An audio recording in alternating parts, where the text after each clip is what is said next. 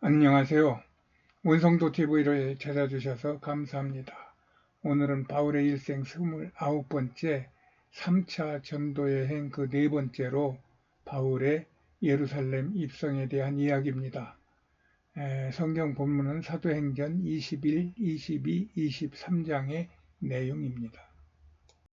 바울은 밀레도에서 배를 타고 떠나 가이사랴에 들려 사도행전 6장에서 집사로 선임된 후 8장에서는 에디오피아 내시를 전도한 빌립 집사의 집에서 일주일을 지냅니다. 이 8장에 보면은 빌립이 가이사랴로 떠났다는 이야기가 있어요. 이렇게 빌립은 내시를 전도한 후 예루살렘에서 이곳 가이사랴에 들어와 그의 예언하는 네 딸과 오가는 사람들을 전도했던 것 같습니다. 그때 예루살렘에서 온 아가브라는 예언자가 와서 바울이 예루살렘에 가면 사람들이 잡아 가둘 것을 예언하며 바울에게 예루살렘에 들어가지 말 것을 말해요. 그러나 바울은 이미 나는 예루살렘에서 죽을 것도 각오가 됐다며 이스라엘에 들어가려고 합니다. 결국 바울은 이런 위험을 감수하며 예루살렘에 들어갑니다. 바울은 먼저 사도들에게 문안하고 그동안의 선교 사역을 보고하며 그의 1, 2, 3차 전도 여행을 총 마무리해요. 그러자 사도들이 바울의 사역에서 할례나 유대 절기에 철저하지 못한 바울의 사역으로 율법에 열심히 있는 유대인들에게 공격을 받을 것을 염려하며 사도들은 바울에게 그러면 먼저 유대법으로 헬라인 몇에게 정결의식을 행하고 할례를 베풀어 유대인들의 반대를 면하자는 것을 권면합니다.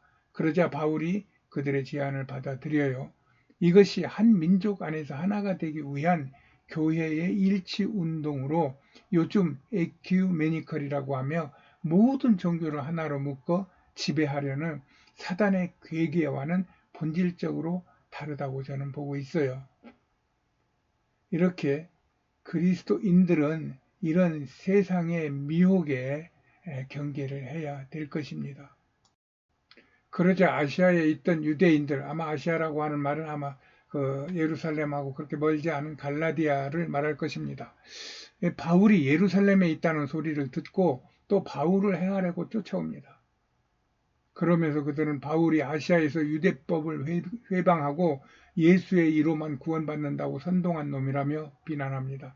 그러면서 그들은 이곳에서도 바울이 헬라인을 구원시킨다며 거룩한 성전을 더럽히고 있다며 소란을 피우며 바울을 잡아 성전 밖으로 내쫓아버려요. 이 소문이 천부장에게 들리자 천부장이 급히 군사들을 거느리고 달려 내려와 바울을 잡아 백성들에게 그 연유를 물으니 사람들이 무슨 말을 하는지도 모르며 그냥 떠들기만 하자 천부장이 바울을 데리고 다시 성 안으로 데려갑니다. 이때 바울이 성 안으로 끌려 들어가다가 유대인들에게 말할 것을 천부장에게 허락을 받고 계단 층대에 서서 유대말로 그 유대인들에게 말을 합니다. 그가 하는 말이 나는 다소 사람이며 가말리엘로부터 유대 율법의 엄한 교훈을 받은 유대인이다. 그래서 내가 스데반을 죽일 때도 그곳에서 감독을 했고 또 그리스도인들을 잡아 옥에 넘겼던 철저한 유대인이었음을 설파합니다. 그런 후 다메섹에서 예수님을 만나 예수를 믿고 성령 세례를 받아 이방인에게 이 복음을 전하는 사도가 되었다고 모인 사람들에게 말합니다. 그러자 이 말을 듣던 무리가 이러한 놈은 살려둘 자가 아니라며 소란을 더하니 천부장이 바울을 영문 안으로 데리고 들어갑니다. 그 이튿날 천부장이 바울을 옥에서 끌어내어 다시 관정에서 신문을 합니다. 그때 바울이 이번에 그곳에 바리새인들과 사두개인들이 모여 있는 것을 보고 죽은 자의 부활과 영과 천사를 이야기합니다. 그러자 그로 인해서 바리새인과 사두개인 사이에 이 부활과 천사로 인해 큰 논쟁이 벌어져요. 왜냐하면 바리새인들은 부활과 영과 천사를 믿고 사두개인들은 부활과 영과 천사를 믿지 않고 오직 그 모세 율법만 믿었기 때문입니다. 그러자 그중 한 무리가 이 일의 원흉인 바울을 잡아 죽이려 하자 천부장이 다시 바울을 데리고 영 안으로 들어가 오게 가둡니다. 이 밤에 하나님께서 바울에게 나타나시어 네가 로마에서도 복음을 전해야 되기 때문에 이곳에는 안전하리라는 말씀을 주십니다. 이렇게 하나님은 그의 사명을 맡은 자를 떠나지 않으십니다. 예수님도 마태복음 28장에서 제자들에게 대우임령을 내리실 때도 너희가 온전히 복음을 전하면 내가 항상 너와 함께 해 주시겠다는 축복의 약속을 해 주셨어요. 이렇게 선교를 사명으로 알고 복음을 위해 목숨을 바친 자를 하나님은 눈동자같이 지켜 보호하시는 것입니다. 나는 이런 사람이 이 세상에서 가장 강한 사람, 가장 행복한 사람이라고 확신해요. 구약에서도 시편 1편, 23편, 73편 등 수많은 곳에서 여호와와 함께하는 것이 복이라고 말씀하시며 그 복을 누리기 위해서는 복음을 전하라는 것이 성경의 확실한 가르침이에요. 이것을 아는 그리스도인은 주의 사명을 자신의 삶의 제1의 위치에 놓고 먹든지 마시든지 무엇을 하든지 그 사명을 이룰 것을 꿈꾸고 살아가게 되는 것입니다. 이것을 시행하기 위하여 1, 2, 3차 전도 여행을 하며 온 세상을 여행했던 바울 사도는 그동안 사역하는 곳곳에서 유대인들의 방해와 핍박을 받은 것을 우리는 그동안 쭉 훑어보았어요. 바울뿐만이 아니라 예수님도 이 유대인들의 모함에 결국 십자가를 지고 돌아가신 것입니다. 그런데 바울도 예수님도 오리지널 유대인들이었어요. 왜 그들은 같은 민족인 예수와 바울을 그렇게도 미워했을까요? 여기서 유대라는 말을 정리해 보고자 합니다. 이 유대라는 말은 구약에는 없어요. 그러나 신약 성경에는 마태복음 2장 오늘 화면에 보이는 대로 맨 먼저 유대 땅에서 유대인의 왕이 태어난다는 말씀에서부터 유대라는 말이 쓰이기 시작한 것입니다. 그 후 이 유대라는 말은 신약에서만 238번이나 쓰이는 신약의 중요한 언어가 되었어요. 우리가 지금 연재하고 있는 이 바울의 이야기도 사실은 유대인의 이야기인 것입니다. 이 유대라는 말은 이스라엘 백성들이 포로 생활을 할 때 이방인들이 부르던 이름이라 합니다. 우리가 구약의 이스라엘 역사를 보면 그들은 지금의 이라크 지역인 우르라는 지역에서 아브라함을 불러낼 때부터 민족 구성이 좀 독특했어요.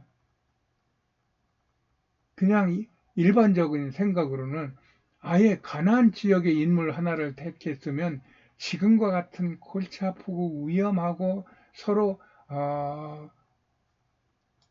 엄청난 비극과 분쟁과 갈등이 없었을 것입니다.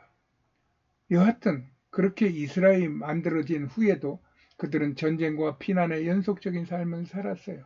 그로 인해 그들은 그들의 재산이나 그들의 고향보다는 내가 누구인가 하는 자신들의 정체성을 지키기 위한 노력이 더 절실했을 것입니다.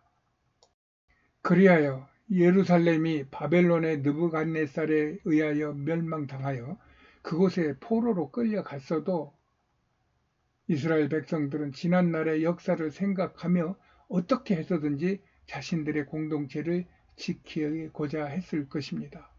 그 공동체가 여호와를 잃어버리지 아니하고 그가 메시아로 구원해 줄 것을 믿는 유대의 공동체였던 것입니다. 이 유대 공동체에서 예수가 태어나고 바울이 태어났다는 것입니다. 어쨌든 이렇게 포로된 이스라엘 백성들은 구약과 같은 성전 예배를 드릴 수 없으니 자신들만의 고안한 방식으로 예배를 드려야 했어요. 그리고 그 대표적인 예가 시편 137편의 말씀처럼 여기저기 모여서 예배를 따로따로 드린 것입니다.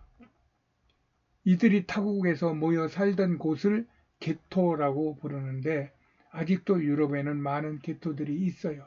그리고 그들이 건물을 지어 예배를 드렸던 건물이 바로 회당입니다.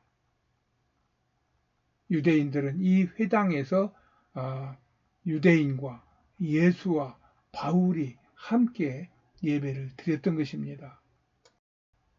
이들 유대인들은 각기 자신의 주장에 따라 서로 파를 나누어 유대 공동체 안에서 각기 자신들의 주장을 세웁니다. 역사가 요세푸스는 유대 고대사에서 예수님 당시에는 유대 공동체에 바리새파, 사두개파, 에세네파, 열성당으로 나누는 것이 통상적이라고 소개하고 있어요. 그 위에 서기관이라는 율법을 필사하고 연구하고 공문을 작성하던 그룹이 있어서 비록 국가는 없었어도 자주적으로 서로 묵계적인 분야를 나누어 서로 경쟁하고 또 서로 협력하며 유대 공동체를 유지했던 것입니다.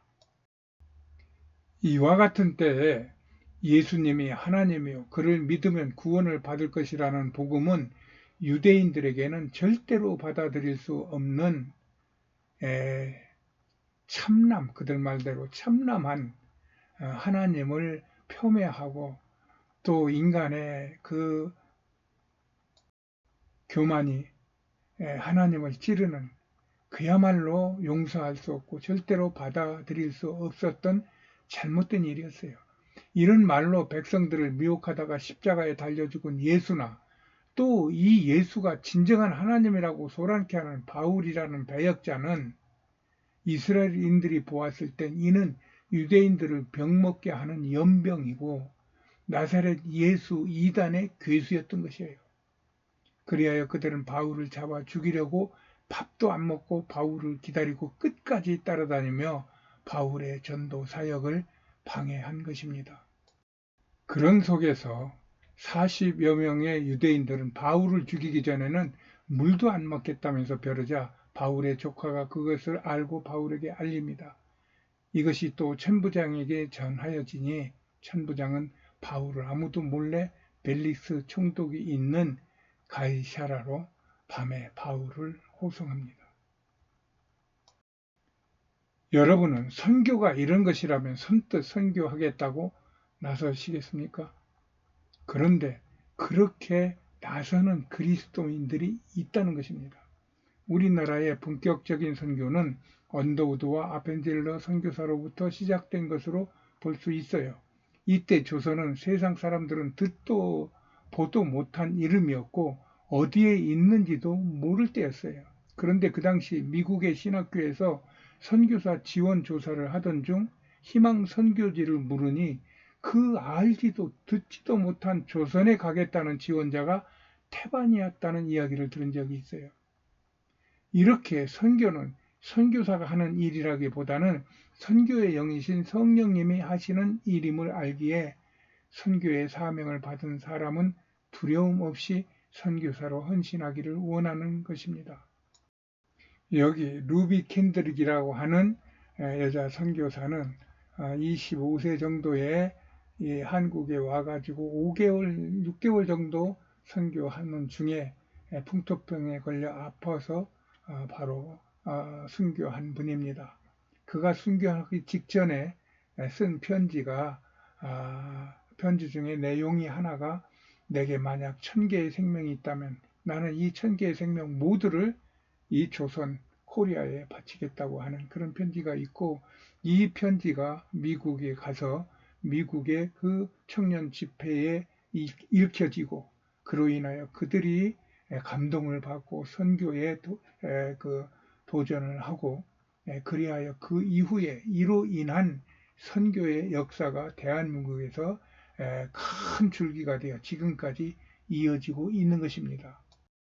이렇게 선교는 선교사들의 열심이나 또 어떤 기도나 또 어떤 판단이나 이런 것들에 의해서 이루어지는 것이 아니고 하나님께서 성령을 통하여 선교를 할 자를 뽑아주시고 그가 하나님 앞에 순종하여 선교를 할 때 하나님께서 이 모든 것을 책임져 주시고 그 선교의 열매가 있게 된다는 것을 저는 확실히 믿어요.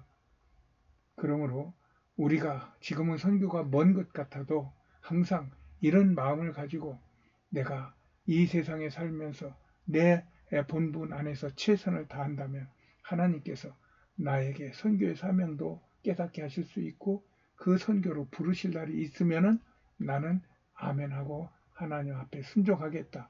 이런 마음을 가지고 사신다면은 이 땅에 사는 그 자체가 축복이라는 것입니다.